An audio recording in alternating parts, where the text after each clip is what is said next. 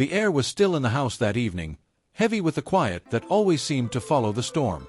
It wasn't the kind of quiet that made you feel safe or at peace, but the kind that settled over you like a weight, suffocating the very breath from your lungs. I sat in the recliner, the one that once belonged to Ellen, the woman I had built a life with. She wasn't around to sit beside me anymore, not after her cancer took her away, and Caitlin, the daughter I'd raised and worked tirelessly for, had long since turned into someone I barely recognized. The phone call had been a mistake. Not that she intended for me to hear it, of course. I don't think she realized I was still on the line. But I did. I heard everything. The truth she'd been hiding from me, from herself, for so long. I could hear her voice, sweet and sugary like always, trying to hide the venom beneath. "He's a burden," she had said. "The house is worth nearly $1 million. We'll sell it, find him a place, and finally buy that home in Boulder." There was no hesitation, no hint of remorse. It was like she was discussing an outdated piece of furniture that no longer fit into her life. It stung, though. Worse than anything I had ever imagined. The house wasn't just bricks and mortar to me. I built it with my own 2 hands, over the course of many years. Every nail, every beam, every inch of wood had been shaped by me. I worked tirelessly to make it a home, not just for me and Ellen but for Caitlin too. I thought it was a symbol of everything I'd worked for, everything I'd sacrificed. But to her, it was nothing more than a dollar sign. I didn't shout. I didn't beg for her to reconsider. No, I sat quietly in that chair, frozen, listening to her and Jeremy, the man she'd married, speak of my future as though I was nothing more than a problem to solve. They weren't even pretending to care about me anymore. Just the money. I had always known, deep down, that Caitlin wasn't the same person she used to be. She wasn't the little girl who used to run into my arms after school, smiling wide and eager to show me her latest project. She wasn't the young woman who, on her wedding day, had looked at me with such love and admiration. That Caitlin had been replaced with someone else, a person who saw me as an inconvenience, a liability. And that was the moment I knew I was no longer her father. I was just a problem to fix. The next few days went by in a blur. I didn't confront her. I didn't say a word. I simply began to take action, in the only way I knew how. I didn't make a scene. No dramatic confrontations or tearful arguments. I just sold the house. When they came back from their trip, expecting to walk into their family home, they were met with something entirely different. The house that once held all our memories, my sweat, my labor, our life together, was gone. The keys they had held so dear no longer fit the locks. They couldn't get in. The letter I left on the door was short and to the point. I didn't need to say much. I didn't need to make them feel worse than they already did. I simply wrote what needed to be said. The house has been sold for $890,000. The proceeds are mine. Your things are at Denver Storage on KFAX. You have 30 days. I wasn't angry when I wrote it. I wasn't seeking revenge. I had no intention of humiliating them or making them feel small. But I wanted them to understand. To know that I wasn't the man they had once known.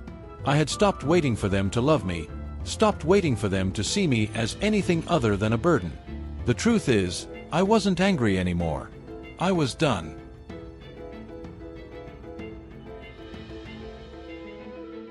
The day I left the house was an odd one. There was no dramatic goodbye, no emotional speeches or tearful moments. It was just quiet. I didn't want to leave. No, I didn't have a choice. But the house, our house, the one Ellen and I had built together, was no longer mine. I had spent so much of my life within its walls, carving out memories with Ellen and Caitlin. But when the last piece of furniture was packed up, when the last photo of Ellen was placed in a box, it felt like a weight was lifted from me, but at the same time, I felt a strange emptiness. The house that once symbolized everything I had worked for was no longer my sanctuary. It had become a prison, one that held me in place while my daughter made decisions about my future without so much as a second thought. I didn't take much with me. Just a few things that had sentimental value. Ellen's jewelry box, our wedding album, and the mug that had once belonged to her, the one that said, "Still in love since '81. I didn't pack the furniture or the decorations that filled the space, the little things that had made it feel like home. They wouldn't matter in the end. I wasn't running away in fear or shame. I was walking away from a life that no longer served me. From people who had forgotten what love was, who had forgotten what it meant to sacrifice for the ones you care about. The small apartment I moved into was nothing like the house I had spent so many years building. It was simple. A one-bedroom unit in a quiet senior community across town. It wasn't home, but it was peaceful. It felt like a fresh start. For the first time in years, I wasn't dealing with the anger or the frustration of feeling abandoned. I wasn't trapped in a house that I had once built with my own hands only to see it torn apart by betrayal. The silence in my new apartment was different from the silence in the house. It wasn't the kind of silence that felt like a void. It was a silence that felt earned. I didn't need to scream or lash out. I had already won. It was in this new life that I found a strange sort of peace. I spent my days reading, drinking coffee at a local cafe, and volunteering at a community rec center. It wasn't much, but it was mine. I wasn't relying on anyone else to make me feel worthy. I wasn't waiting for a phone call or an apology. It was in this space of quiet solitude that I started to feel alive again, not because I was free from pain, but because I was free from the expectations others had placed on me. I didn't need Caitlin's approval anymore. I didn't need to be the man she thought I should be. I was allowed to just be me. But that didn't mean I had forgotten her. I hadn't forgotten the little girl who once ran into my arms with joy, the woman who used to tell me how much she appreciated everything I had done for her. I hadn't forgotten the love I had once felt for her, even if it had faded with the years. I hadn't forgotten the days I spent working late into the night, building her life, sacrificing my own happiness for hers. But in the end, I realized that it didn't matter. Caitlin had moved on, and it was time for me to do the same. When the letter arrived, I was prepared. It was from Caitlin, of course, apologizing for what she had said, asking for forgiveness, pleading for a second chance. The words were empty, hollow, just like the apology she had given when I overheard her on the phone. She wasn't asking for forgiveness because she was truly sorry. She was asking because she had realized too late what she had lost. She had realized that the house I had sold wasn't just a house. It was a symbol of everything I had given her. It was a symbol of the love, the sacrifice, the years I had spent building a life for her. I didn't respond. I didn't need to. She wasn't looking for forgiveness.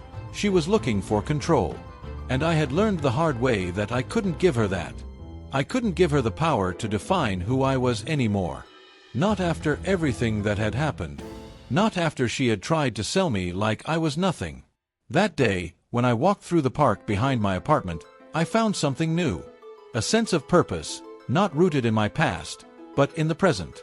The people I met at the cafe, the volunteers I worked with, the simple act of tending to a garden, it was all a reminder that there was more to life than the betrayal I had endured. The pain didn't disappear, but it didn't define me anymore. I didn't need to prove anything to anyone, least of all to Caitlin. I was done with that. I had learned that silence wasn't weakness. It was strength. And then came the final test. Caitlin called again. This time, she didn't plead with me. She didn't beg for forgiveness. She simply asked if I was okay. She wanted to know if I was still angry. She wanted to know if I would forgive her. But I didn't answer her right away. I didn't need to. I had already forgiven her in my own way. I had already let go of the anger that had weighed me down for so long. The last time I saw Caitlin, it was not in the way I had imagined. There were no grand apologies, no tearful reunions. It was simply her standing there, staring at me with a look in her eyes that I hadn't seen in years. It wasn't the look of the daughter who had once loved me. It was the look of someone who had finally realized that they couldn't control me anymore. She didn't ask for forgiveness. She didn't even ask for anything. She simply nodded and walked away. And in that moment, I knew that I had won. Not in the way I had expected, not in the way I had dreamed of for so long, but in a way that was far more satisfying. I had reclaimed my life. I had reclaimed my dignity. And in the quiet peace of my new apartment, with the wind blowing through the trees outside, I realized that I was finally free. The following weeks passed slowly, like the calm after a storm, and with it, I found myself adjusting to a life that didn't revolve around the chaos Caitlin had once brought. I had settled into my routine, one I had carved out for myself, free from the expectations of anyone else. It wasn't an extraordinary life, far from it, but it was mine. I no longer had to live up to the image they had of me, the father they wanted to control, the man they thought was weak. I was just Roy Hayes, a man who had spent most of his life building homes with his hands and his heart, and now, at this stage in my life, I was building a home for myself within my soul. Still, there were moments of reflection, moments when I would look out the window of my small apartment, or when I would sit in the garden with my coffee and think about the family I had lost. The memories didn't fade, not completely. There were still times when I could hear Ellen's voice in my head, her laugh, her gentle reminders that I was doing enough, that I was enough. But those moments were no longer painful. They were bittersweet, like the scent of the marigolds I had planted, a reminder of what was, and what could never be again. Then one day, the phone rang. I almost didn't answer it, but something stopped me. Maybe it was the passing thought that it might be Caitlin, maybe it was something else entirely. I didn't know. When I picked up the phone, I heard her voice again, but it wasn't the same. This time, it was quiet, hesitant. "Dad?" she asked, her voice trembling just a little. I didn't say anything at first. I just let the silence hang between us, a silence that had stretched for so long now. She continued, I'm pregnant." The words hit me harder than I expected, harder than I could have prepared for. She wasn't asking for anything, not money, not forgiveness, not even my approval. She was simply telling me something that had shifted in her. For a moment, I could almost feel the weight of her words, the weight of the past and the weight of the future she was facing. "I thought you should know," she said softly, before adding, "I'm scared." And I understood that. I had been scared too, not just for her, but for myself. I had been scared of what I had lost, what I had given away. But now, hearing her in this state of vulnerability, I realized something I hadn't fully grasped before. She was still my daughter, despite everything. Her mistakes, her choices, they didn't change the fact that she was my flesh and blood. But still, I didn't say much. I didn't offer false hope or promises of support. I didn't give her anything she could use as leverage or a reason to keep pushing. I had given her enough. I had done my part. Now it was time for her to do hers. "You'll figure it out," I said simply before hanging up. The next few weeks were quieter than I had expected. Caitlin didn't reach out again, and neither did Jeremy.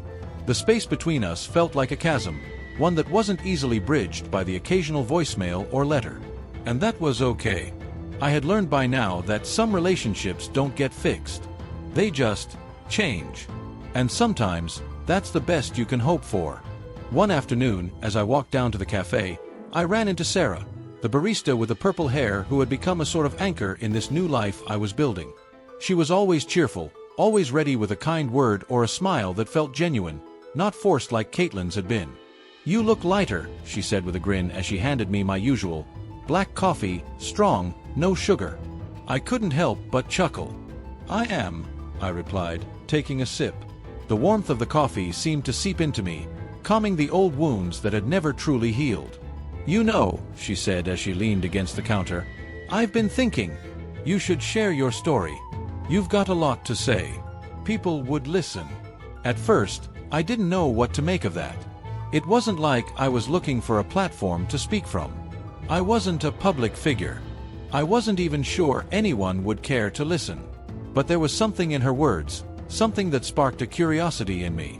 Maybe it was the idea of finally telling my story, of finally putting everything that had happened into words. "I don't know about that," I said, brushing it off, though part of me wondered if it might be worth considering. The days continued to drift by, one after another, until one evening, I received an email. It wasn't from Caitlin. It wasn't from anyone I had expected. It was from a local writing contest, asking if I would be interested in submitting a piece. The theme: the hardest goodbye. At first, I felt a wave of reluctance wash over me. The hardest goodbye. What could I possibly write about? My first instinct was to delete the email, to forget about it and move on with my life. But as the days went by, I found myself thinking about it more and more. Maybe this was a chance to finally put it all down on paper, to express what had been bottled up inside me for so long. I had never been much of a writer, but I had learned something in the last few months. It wasn't about being good at something. It was about needing to do it. So I wrote. I wrote about the hardest goodbye, the one I had said to myself, the one that had taken years to realize. The goodbye to the man I had been, the one who had spent so much time trying to please others, trying to be what they wanted me to be. The goodbye to the man who had let his daughter take him for granted. I wrote about my struggles, my pain, and the slow process of reclaiming who I was. Not for Caitlin, not for anyone, but for me. When the contest results came in, I was surprised to find that my piece had been selected as one of the finalists. It wasn't about winning anymore. It was about the journey, about finally being heard. That was all I had ever wanted, to be heard, to be seen, to be understood.